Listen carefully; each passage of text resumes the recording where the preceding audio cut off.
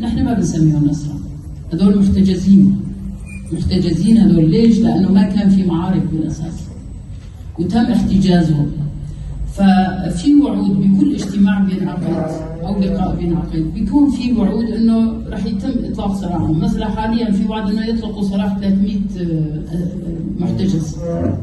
300 محتجز بالاساس هاليومين يتم اطلاق سراحهم، لكن في مماطله. في مماطله من حق الاسر، من حق المكون يعني الشعب هون، من حقنا نحن كمسؤولين بالاداره الذاتيه نتابع هذا الموضوع. هاي مسؤوليتنا نحن كمان، عم نتابع، ما لنا نسيان. بالعكس يعني مآسي الناس أسرهم هدول كانوا رفاقنا قبل ما يكونوا يعني أبناء البلد هيك، يعني هن رفاقنا بالمعارك، كانوا بالجبهات كانوا.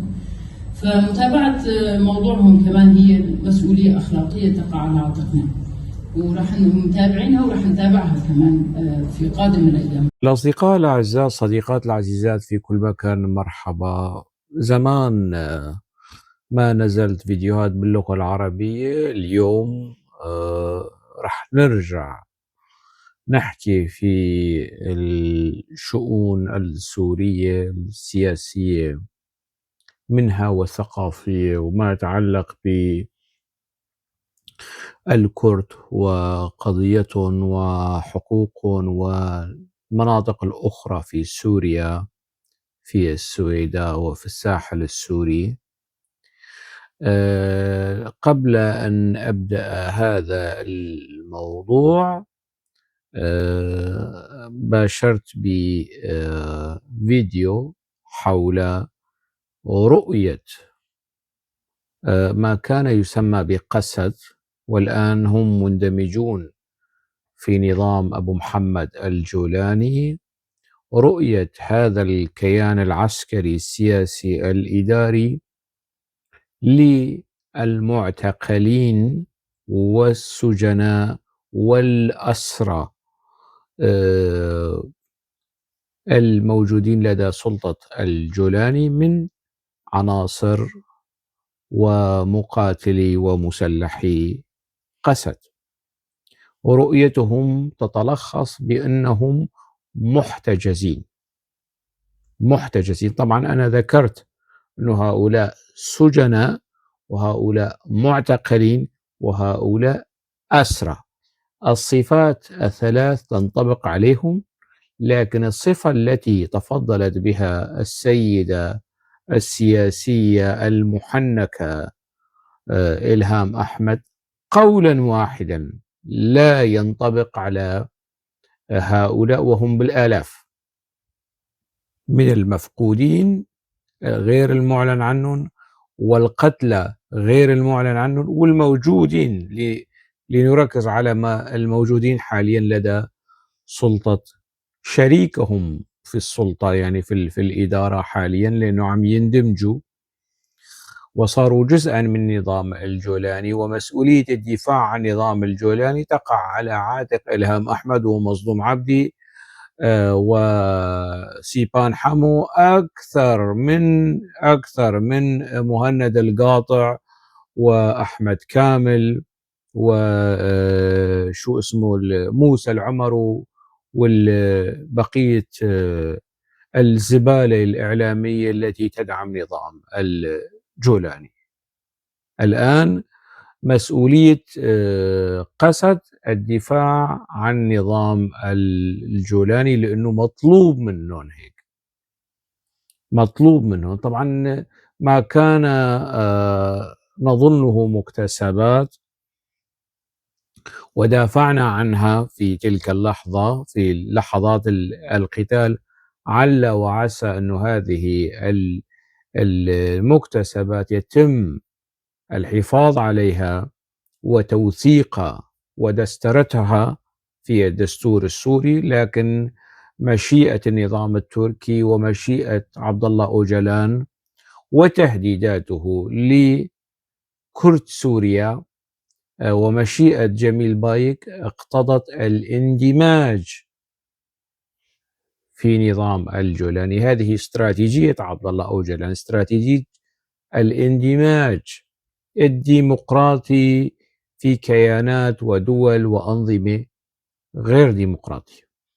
يعني كلمة الديمقراطية غير واردة في خطابات ووثائق هذا النظام، نظام الجولاني، لكن أوجلان يطالب بالاندماج الديمقراطي في تركيا، وتركيا دولة غير ديمقراطية، الآلاف من الكرد موجودين في السجون التركية، وسجل تركيا في انتهاكات حقوق الإنسان عامر وزاخر غني عن التعريف يعني.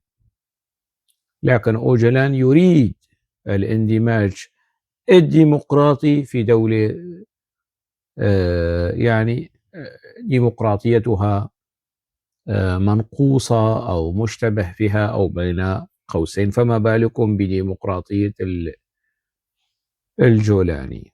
إلهام أحمد بكل صفاقة وبكل وقاحة وبكل غباء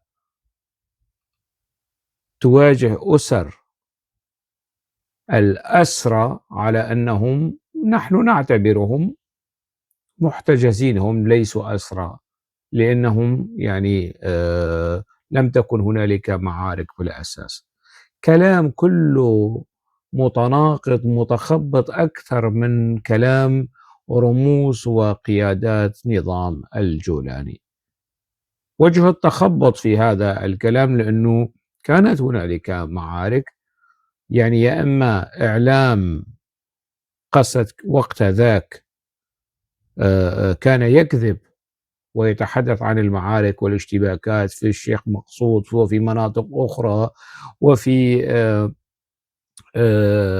يعني في الرقة، وحتى وصولا إلى في دير حافر، وصولا إلى الشدادة والحسكة. وقت ذاك كله كذب بكذب، ما كان في معارك طبقا لكلام إلهام أحمد، السيدة الموقرة اللي جرى الاحتفاء بها على أساس أنه هي يعني السياسية المرموقة والما بعرف شو. المهم هم بالنسبة لما تبقى من قسد محتجزين. كيف محتجزين؟ على أساس أنه ما في معارك، وهي في نهاية كلامها تقول أنه هؤلاء رفاقنا في المعارك، تناقض نفسها في نفس اللحظة. يعني هذا وجه التخبط، أنه يعني أنه هم محتجزين وكأنه هن ناس مدنيين وجرى احتجاز من يعني صفة الاحتجاز القانوني على ذمة قضية ما، هي يمكن للمحامين يحكوا فيها متى يكون الشخص محتجز ومتى يعني الحالة القانونية تبعته تصل إلى مستوى الاعتقال والسجن والأسر. قولا واحدا هم أسرى، لأنه كان في معارك وأثناء الاعتقالات، اعتقال المقاتلين والمدنيين في خضم المعارك والاشتباكات التي دارت ما بين نظام الجولاني وحليفه الحالي قوات قسد، القوات الأوجلانية، أخوة الشعوب، ومن السخافات والتفاهات اللي بيطرحوها. قولا واحدا كانت هنالك معارك حقيقية سقط فيها الآلاف، لم يعلنوا. قسد وإلهام أحمد ومظلوم عبدي لم يعلنوا عن سقوط الآلاف من مقاتلي قسد تحت سكاكين ونيران نظام الجولاني. أهاليهم لا يعرفون شيء عن هؤلاء حجم الضحايا يعني. والمعتقلين الآن صاروا محتجزين، إنه هذول محتجزين وليسوا أسرى. طبعا إزالة صفة الأسرى عن هؤلاء يقلل من وطأة وضعهم وحالتهم القانونية، أنه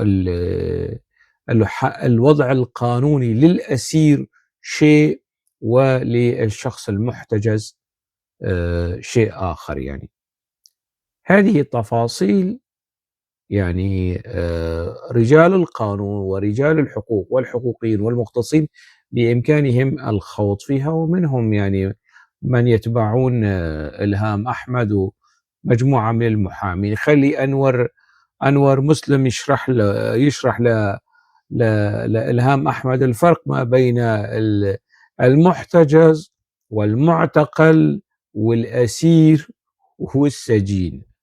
هذه تفاصيل قبل ما تأتي إلهام أحمد وتواجه الناس ينبغي أن تكون على دراية وإلمام، ولو ألف باء هذه الاصطلاحات المهمة، يعني لكي لا تضع نفسها في موقف محرج وما تحطش نفسها في مواقف بايخة نفس هذا الموقف يعني. لكن هو موقف رخيص يعني، وموقف دنيء يعني، بحجة الدفاع عن هؤلاء أنهم ليسوا أسرى، هم محتجزين. وهذه يعني كارثة الكوارث. يعني إن كانت تعلم إلهام أحمد الفروق ما بين هذه التوصيفات فهذه كارثة، وإن كانت تجهل فالكارثة أكبر يعني. المهم نظام الجولاني وما جرى يعني، والاتفاق الذي على أساس جنب المنطقة الويلات، لكن ضحى بكل شيء.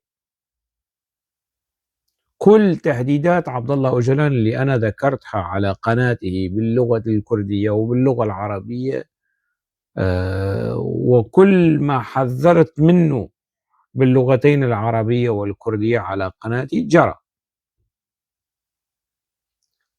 المكتسبات ما عاد في شيء اسمه مكتسبات، في شيء اسمه اندماج ديمقراطي. طبعا اندماج قسري، هذا مش اندماج ديمقراطي، هذا اندماج تحت التهديد التركي.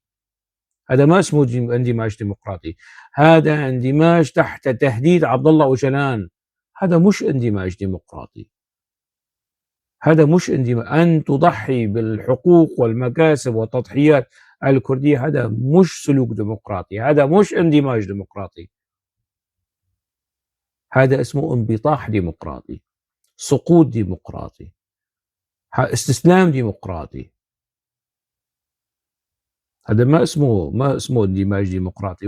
يعني شو الاندماج الديمقراطي يعني الاندماج الطوعي في البلدان والأنظمة الديمقراطية. يعني هنا مثلا في البلدان الأوروبية هنالك كورس الاندماج خاص لطالبي اللجوء أو الحاصلين على الإقامة الإنسانية أو الإقامة هنالك كورس مخصص فيما يتعلق بالاندماج وطبيعة الاندماج في هذه المجتمعات. حتى هذا الاندماج يعني ضمن القانون ملزم، الشخص ملزم بالاطلاع على تفاصيل هذه البلاد، قوانينها، كل ما هو متعلق في سير الحياة ضمن هذه البلدان. كورس الاندماج مثلا أنا خضعت أو شاركت في كورس الاندماج في بلجيكا يعني، وأخذت شهادة أنه هذا الشخص صالح أن يعيش على هذه البلاد، وأنجز وأنهى كورس الاندماج في بلد ديمقراطي اسمه بلجيكا. يعني كيف بدي اندمج مع قتلة أبناء الكرد وقتلة العلويين وقتلة الدروز؟ يعني الكرد كان أجدى بهم أن يندمجوا مع نظام بشار الأسد، هذا نظام قاتل وهذا نظام قاتل. نظام الجولاني قاتل، ونظام بشار الأسد أيضا قاتل. يعني استلم البلاد نظام قاتل هو نظام الجولاني من نظام قاتل سابق هو نظام بشار الأسد. يعني شو الفروق الشاسعة في هذا الكلام. طبعا هنالك بعض الكرد اللي لهم حسابات يعني مع هذا النظام الجديد، وهم معروفين يعني، محسوبين على الوسط الثقافي، محسوبين على الوسط السياسي، معروفين. ومعروف مستوى تهافتهم وهشاشة منطقهم، يعني نظام مثل نظام الجولاني الآن يحتجز يعني الآلاف ويخفي، لا يكشف عن مصير الآلاف، وقتلت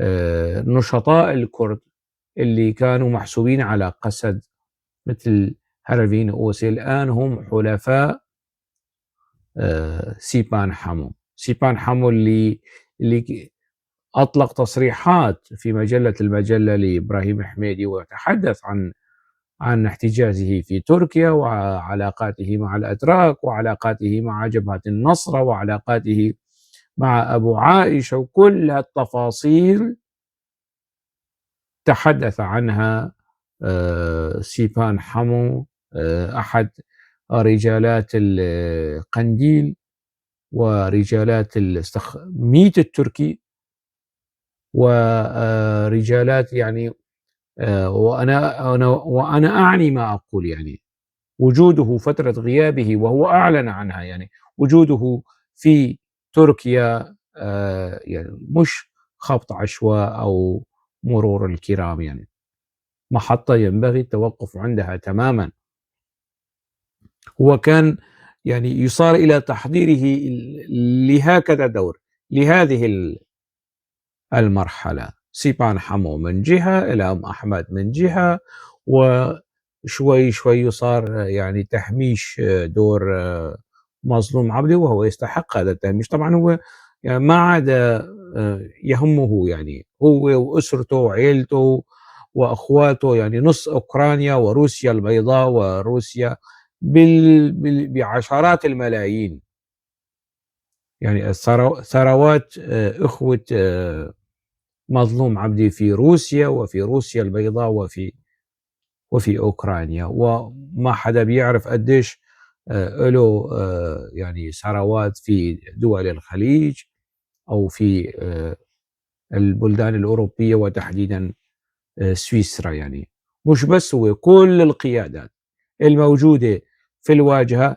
إلهام أحمد، آلدار خليل، مظلوم عبدي، زوهاد كوباني، الكل يعني اكتسب واكتنز وشكل لنفسه ثروة بقدر معين، وما عاد تهمه سوريا وروجافا وحقوق الأكراد وحقوق ما عاد تهمه، يعني مش من أولوياته هذه المسائل.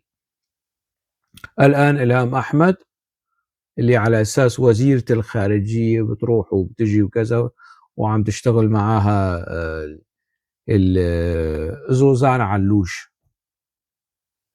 علوش اللي هي بتعرف تماما لما أنصار قسد تهجموا علي في فيديو ونشروا معلومات كاذبة، هي والراحل أبوها بيعرفوا أنه هذا الكلام كذب، يعني بيعرفوا هذا الكلام، ولكن هي مشغولة بالفنادق وبمهاراتها الدبلوماسية، وهي ماهرة بصراحة، يعني عندها مهارات سياسية ودبلوماسية مشهودة. يعني أصدقاء عرب كانوا مقربين، البعض منهم ما زالوا مقربين من قسد وتفاصيل قسد، حكوا لي عن مهاراتها وإبداعاتها في العمل الدبلوماسي والسياسي، يعني مع الأوروبيين مع الأمريكيين.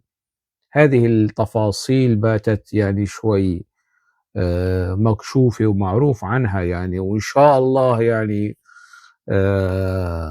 يعني تكون زوزان علوش هي ترقى لمستوى تسيبي ليفني وزيرة الخارجية الإسرائيلية السابقة، ومهاراتها الدبلوماسية العظيمة التي جعلتها تتبوأ إن شاء الله كمان زوزان علوش تتبوأ المقام اللي تستحقه ويعني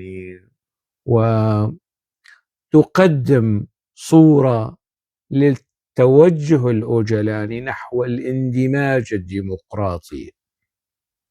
الاندماج الديمقراطي، وهي شخصية مندمجة ولبقة وسلسة وعندها مهارات مشهودة يعني من الأوروبيين والأمريكيين، وحتى يعني بعض الأصدقاء العرب بيحكوا أنه هي متمكنة إلى قدر يعني مهم. الآن إلهام أحمد وبمعية وبمساعدة ومساندة زوزان علوش في دمشق، وبيروحوا وبيجوا وبيظبطوا أمور. زهاد كوباني كمان هنا بيعمل شوية اندماج. ومين بقى سيبان حمو بيعمل شوية اندماج هون. والضحايا وأسر الضحايا من المفقودين والقتلى والشهداء والأسرى يدفعون هذا الثمن، ثمن مشروع أوجلان. مشروع أوجلان اللي استنزف الكرد وخاصة كرد سوريا طيلة 40 سنة، طيلة 45 سنة. هذه التفاصيل لا يعلمها الأخوة العرب، يعني مثقفين ساسة الأمور ما بيعرفوها يعني. وأتت اللحظة التي أطاح فيها أوجلان بكل هذه المسائل، وسار وأصبح أوجلان يعني سيف تركيا المسلط على رقاب الكرد السوريين. وبعض الأذلاء من فصيلة مظلوم عبدي وباهوز أرذال، مش أرذال، باهوز أرذال، أمثال هؤلاء خنعوا ورضخوا واستسلموا لتركيا عبر الإذعان والاستسلام لإملاءات عبد الله أوجلان ومشروعه التصفوي للقضية الكردية وللحقوق الكردية، ليس فقط في تركيا إنما في سوريا. والآن وضع كرد إيران نصب عينيه الوقحتين، ويستهدف كردستان العراق أيضا. عبد الله أوجلان الخادم الوفي المخلص للدولة العميقة في تركيا، والمفروض على الكرد عن طريق حزب العمال الكردستاني باعتباره زعيما نتويا نوويا نونويا عظيما. يعني مع الأسف الشديد واقع الحال، بؤس الحال لكرد سوريا تحت سلوك وانبطاح واستسلام زمرة قسد وزمرة قنديل وأزلام عبد الله أوجلان اللي هن في نفس الوقت أزلام البيت التركي. واقع الحال الكردية في سوريا من سيء إلى أسوأ مع الأسف الشديد. ويعني لا أعلم، يعني كثر يطرحون علي الحل أو الخروج من هذا المأزق. أنا لا أعرف كيفية الخروج. ذكرت وحذرت وانتقدت مرارا ما سيجري الآن، وبإمكانكم العودة إلى الفيديوهات السابقة يعني. وذكرت أنه إذا اندمجت قسد وصارت جزءا من نظام الجولاني، موقفي من قسد سيكون موقفي من نظام الجولاني، لأنه لا يوجد هنالك تغير نوعي حقيقي جذري في وعي وتركيبة وبنية هذا النظام. الموضوع لا يقتصر على الكرد، الموضوع يقتصر على سوريا ككل. الموقف من العلويين، الموقف من الدروز، الموقف من المسيحيين، الموقف من الديمقراطية. هذا هو المعيار الأساس والميزان الوطني الذي أقيس به وأزن به مواقفي من نظام الجولاني. وكل شركاء وحلفاء نظام الجولاني. ننتظر لنرى ثمار هذا الاندماج الأوجلاني الجولاني، اندماج ما بين التوجه القاعدي الداعشي السلفي الجهادي والقومي التركي وليس الكردي، التركي البختلي. هذا الاندماج ما بين الجولاني والأوجلاني شو راح يطرح من ثمار؟ دعونا ننتظر الأيام المقبلة ستكشف عن ذلك. دمتم بألف خير.